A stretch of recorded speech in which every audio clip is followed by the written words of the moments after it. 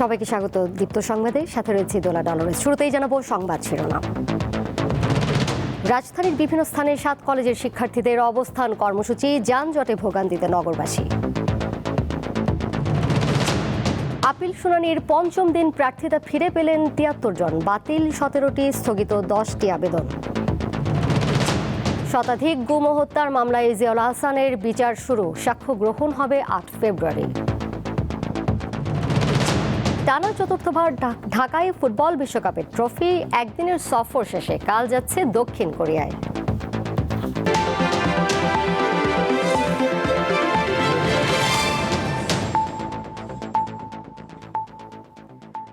প্রস্তাবিত Dhaka central university অধ্যাদেশ জারির দাবিতে কাল বৃহস্পতিবার থেকে লাগাতার কর্মসূচি ঘোষণা করেছে 7 কলেজের শিক্ষার্থীরা। বুধবার বিকেলে অবরোধ কর্মসূচিতে এ দাবি জানান তারা। এর আগে দুপুর থেকে তারা রাজধানীর বিভিন্ন সড়কে অবস্থান নিয়ে তীব্র যানজটের সৃষ্টি হয়, এতে ভোগান্তিতে পড়েন নগরবাসী। দীর্ঘদিন থেকেই 7 কলেজের শিক্ষার্থীরা কেন্দ্রীয় স্বতন্ত্র বিশ্ববিদ্যালয়ের দাবিতে আন্দোলন করে আসছে। তাদের দীর্ঘ আন্দোলনের প্রাপ্তি প্রস্তাবিত সেন্ট্রাল বিশ্ববিদ্যালয় ও অধ্যাদেশ জারির ঘোষণা। কিন্তু সরকারের দেয়া সময় শেষেও কোনো অগ্রগতি না দেখে আবারও রাজপথে নেমেছে 7 কলেজের শিক্ষার্থীরা। বৃহস্পতিবার অধ্যাদেশ জারির দাবিতে সায়েন্স ল্যাব মোড়সহ একাধিক স্থানে অবরোধ কর্মসূচি পালন করেন শিক্ষার্থীরা। এতে রাজধানী জুড়ে তীব্র যানজটের সৃষ্টি হয়। চরম ভোগান্তিতে পড়েন যাত্রী ও চালকেরা। যানজটের কারণে যাত্রীরা বাধ্য হয়ে হেঁটে গন্তব্যে পৌঁছান। দুপুরে খাইতে পারি নাই, 1টা 10 থেকে জ্যাম, এখন এই অবস্থা, আগাইতে পারতেছি না। আমরা পরিশ্রম করি সারাদিন, সকাল ভোর 5টায় বাসা থেকে বের হই, এখন আমাদের ছুটি হয়েছে, অনেকক্ষণ হাইটে আসলাম। এগুলো মানুষ এত ভোগান্তি, মানুষ কেমনে চলবো, মানুষ কেমনে করবো, সাধারণ মানুষের এত কষ্ট। সকালবেলা আমরা এত কষ্ট করে যাই, ভোরে 6টা বাজে আমরা রান্না করি, এখন আমাদের বাসায় রান্না করতে হবে, সব কিছু করতে হবে। প্রায় 5 ঘন্টা সময় সড়ক অবরোধের পর রাজধানীর সায়েন্স ল্যাব মোড় ছেড়ে যান 7 কলেজের শিক্ষার্থীরা। তাদের দাবি, কাল বৃহস্পতিবার উপদেষ্টা পরিষদের সভায় বিশ্ববিদ্যালয় অধ্যাদেশের হালনাগাদ খসড়া অনুমোদন ও রাষ্ট্রপতির মাধ্যমে চূড়ান্ত অধ্যাদেশ জারি করতে হবে।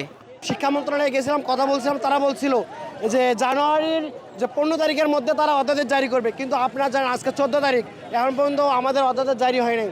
বলছে এই মাসে অধ্যাদেশ দিব, তারপরে আর দেয় না, তারপরে বলছে পরের মাসে দিব, তারপরে বলছে পরের মাসে দিব। এই নিয়ে তারা শুধু তালবাহানা করেই চলেছে। এখন পর্যন্ত অধ্যাদেশ জারি করা হচ্ছে না, আমাদের সাথে শুধু তালবাহানা করা হচ্ছে। আমরা 16 তারিখের মধ্যে অবশ্যই অধ্যাদেশ চাই। চূড়ান্ত অধ্যাদেশ জারি না করলে বৃহস্পতিবার সায়েন্স ল্যাব মোড়, টেকনিক্যাল ও তাঁতিবাজার মোড় অবরোধের কর্মসূচি পালনের ঘোষণা দেন ঢাকার সরকারি 7 কলেজের শিক্ষার্থীরা। মেহেদী হাসান, দীপ্ত সংবাদ, ঢাকা। নির্বাচন কমিশনে পঞ্চম দিনে 100টি আপিলের ওপর শুনানি শেষে 73 জন প্রার্থিতা ফিরে পেয়েছেন।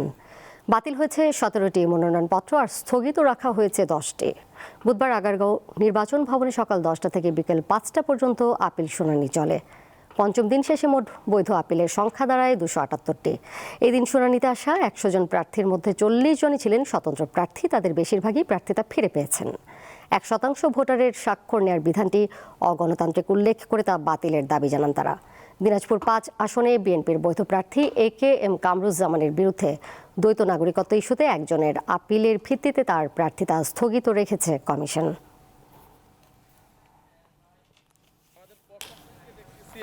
একটা দিক কেন্দ্রিক, একটা দল কেন্দ্রিক ঝুঁকে যাচ্ছে, এটাতে আমরা শঙ্কিত। এজন্য প্রশাসন যেন নিউট্রালে থাকে। স্বতন্ত্র যারা আছে এমনিতেই তাদের কোনো দল নেই বা তাদের কথা বলার কোনো স্পেস নেই, তারা অনেক চ্যালেঞ্জিং একটা মাঠ তাদের জন্য। এই 1%-এর বিধানটা অগণতান্ত্রিক এবং এই 1%-এর বিধান স্বৈরতান্ত্রিকতার সৃষ্টি করে। অবাধ, সুষ্ঠু এবং নিরপেক্ষ নির্বাচনের জন্য লেভেল প্লেইং ফিল্ড থাকা খুবই দরকার। যে সমস্ত নাগরিকরা দ্বৈত নাগরিক, যারা নির্বাচনে মনোনয়নপত্র জমাদানের পূর্বেই সংশ্লিষ্ট দেশের নাগরিকত্ব ত্যাগ করেছেন, তাদেরকে কোনোভাবেই এই নির্বাচনে অযোগ্য ঘোষণার কোনো সুযোগ আমাদের সংবিধান এবং গণপ্রদত্ত আদেশের অধীনে নেই।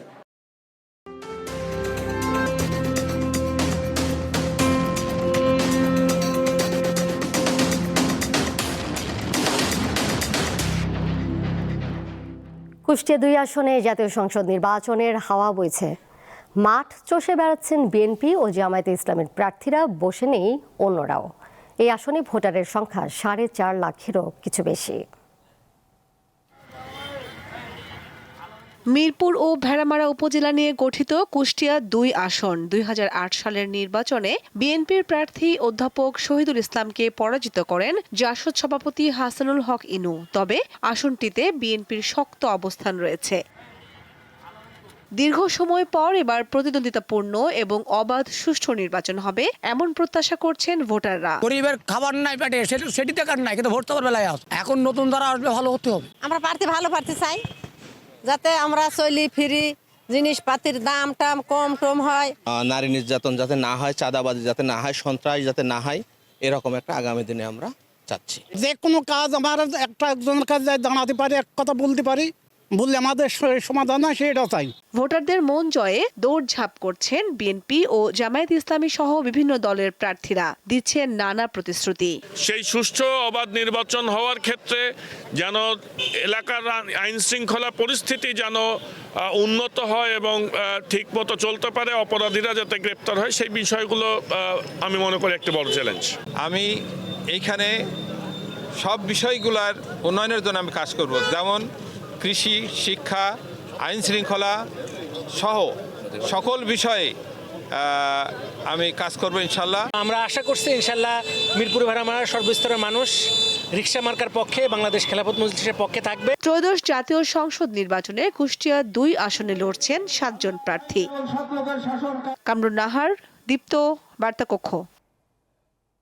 নির্বাচনে কেউ বিশৃঙ্খলা সৃষ্টি করতে পারবে না বলে মন্তব্য করেছেন স্বরাষ্ট্র উপদেষ্টা জাহাঙ্গীর আলম চৌধুরী। বুধবার চট্টগ্রামের সাতকানিয়ায় বর্ডার গার্ড বাংলাদেশ বিজিবির ১০৪তম রিক্রুট ব্যাচের প্রশিক্ষণ সমাপনী কুচকাওয়াজ শেষে সাংবাদিকদের প্রশ্নের জবাবে তিনি এমন মন্তব্য করেন। স্বরাষ্ট্র উপদেষ্টা জানান, নির্বাচনে যারা বিশৃঙ্খলা সৃষ্টি করবে তাদের জন্য ফোর্সের সংখ্যা বাড়ানো হয়েছে। ত্রয়োদশ জাতীয় সংসদ নির্বাচনে ৮,৯৭,১১৭ জন আইনশৃঙ্খলা বাহিনীর সদস্য দায়িত্ব পালন করবেন। একই সঙ্গে আইনশৃঙ্খলা রক্ষায় বিজিবির ৩৭,৪৫৩ জন দায়িত্ব পালন করবেন।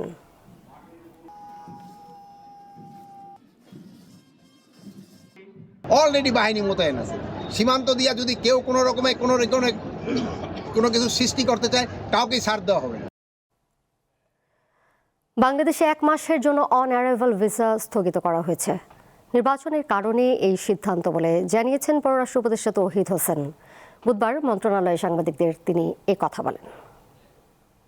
নির্বাচনের সময় অনাকাঙ্ক্ষিত পরিবেশ সৃষ্টির চেষ্টা হতে পারে। অনেকেই যারা কাম্য না ঠিক তারা এসে হাজির হয়ে যেতে পারে। এই জন্য আমরা তো ভিসা বন্ধ করছি না, ভিসা নিয়ে আসুন, যে কেউ আসতে চান, যাদের পারপাস ঠিক থাকবে তাদেরকে আমরা আসতে দেবো, কিন্তু হুট করে কেউ হাজির হয়ে না যায় এই জন্য আর কি। শতাধিক ব্যক্তিকে গুম ও হত্যার মামলায় সাবেক মেজর জেনারেল জিয়াউল আহসানের বিরুদ্ধে অভিযোগ গঠন করে বিচার শুরুর আদেশ দিয়েছে ট্রাইব্যুনাল। তিনি এই মামলায় একমাত্র আসামি। তবে জিয়াউলের বিরুদ্ধে আনা অভিযোগ মিথ্যা ও ভিত্তিহীন বলে দাবি করেছেন তার আইনজীবী। আওয়ামী লীগের শাসনামলে বিরোধী রাজনৈতিক দল ও মতের লোকদের গুমের বহু অভিযোগ জমা পড়ে আন্তর্জাতিক অপরাধ ট্রাইব্যুনালে, যার মধ্যে সাবেক সেনা কর্মকর্তা জিয়াউল আহসানের বিরুদ্ধে শতাধিক মানুষকে গুম করে হত্যার ৩টি অভিযোগ এনে আনুষ্ঠানিক অভিযোগ দাখিল করেছিল প্রসিকিউশন। এবার সেই ভিত্তিতেই জিয়াউলের বিরুদ্ধে অভিযোগ গঠন করে বিচার শুরুর আদেশ দিয়েছে ট্রাইব্যুনাল।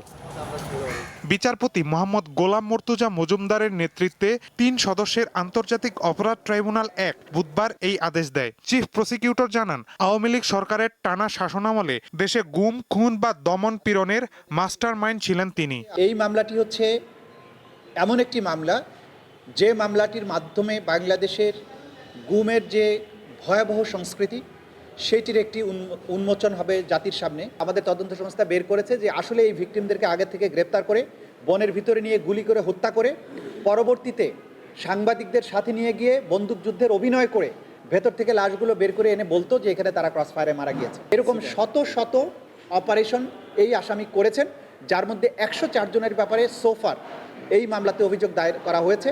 বাকি অভিযোগগুলো এখনো তদন্তাধীন আছে, খুব সহজেই এই রিপোর্টগুলো দাখিল হবে। তবে আসামি পক্ষের আইনজীবীর দাবি, বিচার বহির্ভূত কোনো হত্যাকাণ্ডের সঙ্গে যুক্ত ছিলেন না জিয়াউল আহসান। ওনার সমস্ত কার্যক্রম ছিল লফুল, এটা কোনো সিস্টেমেটিক ওয়াইড স্প্রেড কিছুই না। এগুলো বাংলাদেশের আইন শৃঙ্খলা রক্ষা বাহিনীর যে সাধারণ কাজ সেগুলোই ছিল, এবং যে অভিযোগগুলো নিয়ে আসা হয়েছে এগুলো সবগুলোই মিথ্যা এবং ভিত্তিহীন। মামলার সূচনা বক্তব্য উপস্থাপন সহ সাক্ষ্য গ্রহণের জন্য আগামী ৮ ফেব্রুয়ারি দিন ধার্য করেছে ট্রাইব্যুনাল। মাহিদুর রহমান, দীপ্ত সংবাদ, ঢাকা। এবার সিঙ্গার বেকো প্রেজেন্স বিশ্বকাপ ট্রফি ট্যুর নিউজ আপডেট।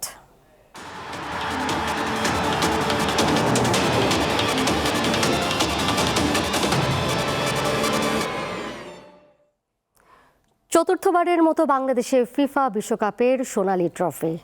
2026 বিশ্বকাপের ট্রফিটি এবার 30টি দেশ ঘুরবে। সৌদি আরব থেকে যাত্রা শুরু করে আরও 4টি দেশ ঘুরে বুধবার এটি ঢাকায় পৌঁছায়। একদিনের এই সফরে ট্রফির সাথে রয়েছেন 2002 বিশ্বকাপ জয়ী ব্রাজিলিয়ান তারকা গিলবার্তো সিলভা। সরাসরি বিশ্বকাপের সোনালী ট্রফি দেখতে কেমন? কিংবদন্তিদের স্পর্শ পাওয়া এই শিরোপা ছুঁয়ে দেখলে কি কোনো বিশেষ অনুভূতি হয়? 18 ক্যারেটের বিশ্ব ফুটবলের ট্রফিটির সাথে ছবি তোলা বিশেষ মুহূর্তটাও একেবারেই ভিন্ন। এটা অকল্পনীয় একটা বিষয় আমার মনে হয় সবার জন্য, সবার চোখে মুখে এক্সাইটমেন্ট। ফুটবল খেলানো অনেক বাড়বে, শুধু যারা ফুটবল দেখে খেলবে না, সব বাচ্চারা খেলতে যাবে। আমি তো কখনো দেখিনি, আমার জন্য তো ফার্স্ট টাইম, তাই না? তো এই জন্য হচ্ছে নিজেকে একটু অন্যরকম ফিল হচ্ছে যে হ্যাঁ ভিতরে গেছি, ওয়ার্ল্ড কাপটাকে টাচ না করতে পারলে ক্লোজ থেকে একবার দেখেছি। প্রতি 4 বছর পর পর বেজে ওঠে বিশ্বকাপ ফুটবলের দামামা। বিশ্ব আসরের এই আনন্দকে আরো রঙিন করে তুলতে গেল 3বারের মতো এই নিয়ে চতুর্থবার বাংলাদেশের মাটিতে পা রাখে the greatest show on earth খ্যাত বিশ্বকাপ ফুটবলের ট্রফি। এর আগে অতিথি হয়ে ফিফার ট্রফি ট্যুর বাংলাদেশে আসে 2002, 2013 ও 2022 সালে। কিন্তু কখনো কি হামজা শমীদের নামটা খোদাই করা হবে ট্রফিতে? এই স্পিড তো অবশ্যই আমাদের আছে, কিন্তু সেই অ্যাবিলিটি আমাদের এখন পর্যন্ত হয় নাই। আমরা যাব ওয়ার্ল্ড কাপে, এটা তো আমার জেনারেশন না পাক, নেক্সট জেনারেশন পাবে, নেক্সট জেনারেশন পাবে, আরেক জেনারেশন পাবে। সেটা সময় অনেক লাগতে পারে, কিন্তু সেটাও সম্ভব। এই প্রেসিডেন্টের টেনিওরে যেভাবে অর্গানাইজ হচ্ছে, এই প্রেসিডেন্ট মহোদয় যেভাবে অর্গানাইজ করে ফুটবল ফেডারেশনকে এগিয়ে নিয়ে যাচ্ছে, ওনার দ্বারা সবকিছু পসিবিলিটি আমি মনে করি। প্রতিটি বিশ্বকাপের আগে নিয়ম করে বিশ্ব ভ্রমণে বের হয় 6 কেজি 175 গ্রাম ওজনের সোনায় মোড়ানো নিখাত ট্রফি। প্রথম দেশ হিসাবে 3 জানুয়ারি সৌদি আরবে যায় এটি। মাঝে আরো 4টি দেশ ঘুরে 2002 বিশ্বকাপ জয়ী ব্রাজিলিয়ান তারকা গিলবার্তো সিলভার হাত ধরে বুধবার বাংলার মাটি স্পর্শ করে বৈশ্বিক এই ট্রফিটি। বিমানবন্দরে 3 ঘন্টার আনুষ্ঠানিকতা শেষে ট্রফি নেওয়া হয় রাজধানীর 5 তারকা হোটেলে। সেখানে আগে থেকেই অপেক্ষায় ছিলেন সাধারণ মানুষ। দেশের সামগ্রিক পরিস্থিতি বিবেচনায় শুধুমাত্র নির্বাচিত দর্শকরা ট্রফির সাথে ছবি তোলার সুযোগ পান। বিশ্বের 30টি দেশের 75টি স্থানে প্রদর্শিত হচ্ছে বিশ্বকাপ ট্রফি। বৃহস্পতিবার সকালে দক্ষিণ কোরিয়ার উদ্দেশ্যে ঢাকা ছাড়বে সবশেষ লিওনেল মেসির স্পর্শ পাওয়া ট্রফিটি। মোহাম্মদ হাসিব, দীপ্ত স্পোর্টস, ঢাকা। শেয়ারবাজারে বিনিয়োগকারীদের জন্য আবারও লটারি প্রথা চালু করা হয়েছে। বুধবার সংবাদ সম্মেলনে সিকিউরিটিজ অ্যান্ড এক্সচেঞ্জ কমিশনের মুখপাত্র জানান, সংশোধিত আইপিও নীতিমালায় লটারি পদ্ধতি রাখা হয়েছে। নীতিমালায় আইপিওতে অংশ নেওয়া কোম্পানির সর্বনিম্ন মূলধন করা হয়েছে 30 কোটি টাকা। দেশের শেয়ার বাজারে প্রাথমিক গণপ্রস্তাব বা আইপিও বরাদ্দের ক্ষেত্রে লটারি ব্যবস্থা বাতিলের সিদ্ধান্ত নেওয়া হয় 2021 সালে। লটারির পরিবর্তে সাধারণ বিনিয়োগকারীদের মধ্যে আনুপাতিক হারে আইপিও বরাদ্দ করা হতো। আগ্রহী বিনিয়োগকারীদের সেকেন্ডারি বাজারে ন্যূনতম 20,000 টাকা বিনিয়োগ থাকা বাধ্যতামূলক ছিল। তবে 2026 সাল থেকে আইপিও আগের অবস্থায় ফিরল।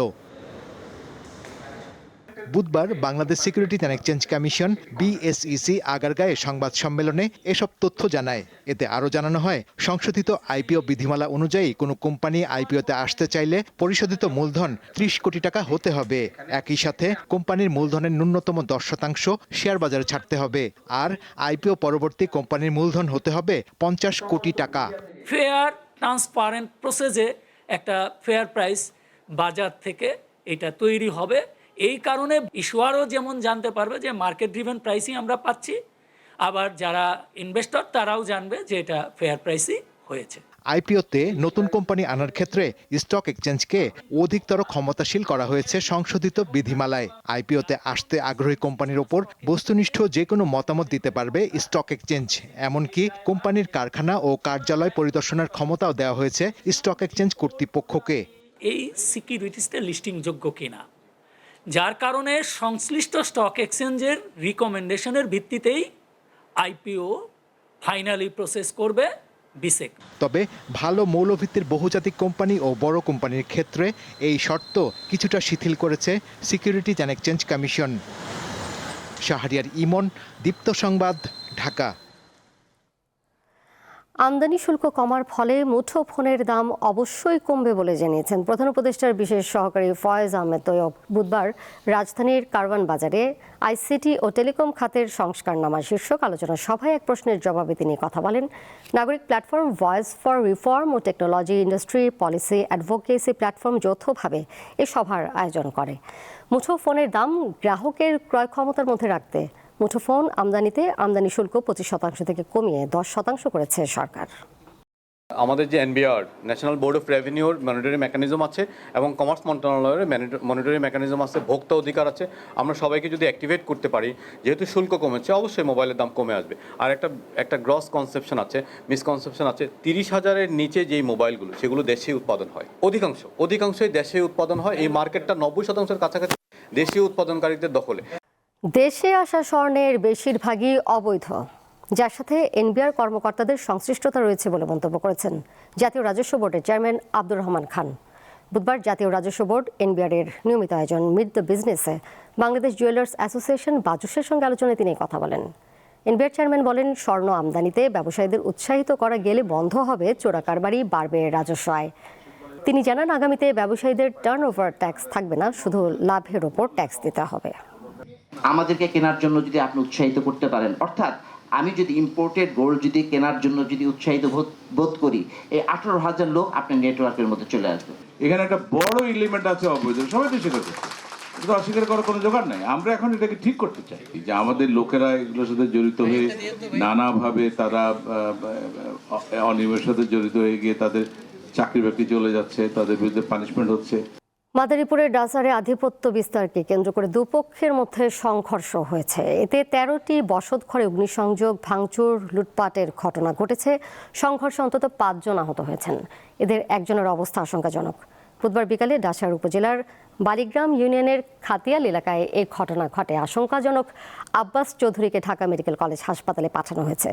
পুলিশ জানিয়েছে, খাতিয়াল এলাকায় দীর্ঘদিন ধরে জমি জমা ও আধিপত্য বিস্তারকে কেন্দ্র করে আবুল জমাদারের সঙ্গে আব্বাস চৌধুরীর বিরোধ চলে আসছিল। এর জেরে বুধবার সংঘর্ষ হয়। রাজধানীতে গত কয়েকদিন ধরে তাপমাত্রা কিছুটা বেড়েছে, ফলে কমেছে শীতের তীব্রতা। তবে উত্তরাঞ্চলের কয়েকটি জেলায় বইছে মৃদু শৈত্যপ্রবাহ। সর্বোত্তরের জেলা পঞ্চগড়ে সকাল 9টায় সর্বনিম্ন তাপমাত্রা 8 ডিগ্রি সেলসিয়াস রেকর্ড করা হয়। তবে সকালে কুয়াশা কেটে গিয়ে সূর্যের দেখা মেলায় জনজীবনে কিছুটা স্বস্তি মিলেছে। এছাড়া কুড়িগ্রামে সর্বনিম্ন তাপমাত্রা 10.2 ডিগ্রি সেলসিয়াস, নওগাঁয় 11.2, গাইবান্ধায় 12 ও দিনাজপুরে 12.2 ডিগ্রি রেকর্ড করেছে স্থানীয় আবহাওয়া অফিস। আন্তর্জাতিক প্রসঙ্গ, থাইল্যান্ডের উত্তর পূর্বাঞ্চলে চলন্ত একটি ট্রেনের ওপর নির্মাণ কাজে ব্যবহৃত একটি ক্রেন ভেঙে পড়ার ঘটনায় অন্তত 32 জন নিহত হয়েছেন। এই ঘটনায় আহত হয়েছেন কমপক্ষে 66 জন। তাদের মধ্যে 8 জনের অবস্থা আশঙ্কাজনক বলে জানিয়েছে কর্তৃপক্ষ। স্থানীয় সময় বুধবার সকাল 9টার দিকে নাখন রাজ্যাসীমা প্রদেশের শিক্ষীয় জেলার বান খানত খোট এলাকায় এই দুর্ঘটনা ঘটে। ব্যাংকক থেকে উবন রাজ্যাথানী প্রদেশগামী ট্রেনটির ওপর একটি বিশাল ক্রেন ভেঙে পড়ে। এতে ট্রেনের একটি বগি লাইনচ্যুত হয় এবং আগুন ধরে যায়। লাওস সীমান্ত থেকে ব্যাংকক পর্যন্ত একটি উচ্চ গতির রেল প্রকল্পের নির্মাণ কাজ চলছে। সেখান থেকে একটি ক্রেন হঠাৎ চলন্ত ট্রেনের ওপর ভেঙে পড়ে। ইরানে চলমান সরকার বিরোধী বিক্ষোভে নিরাপত্তা সদস্য সহ অন্তত 2,500 মানুষ নিহত হয়েছেন। তবে নিহতদের মধ্যে কতজন বিক্ষোভকারী আর কতজন নিরাপত্তা বাহিনীর সদস্য সে বিষয়ে কিছু জানা যায়নি।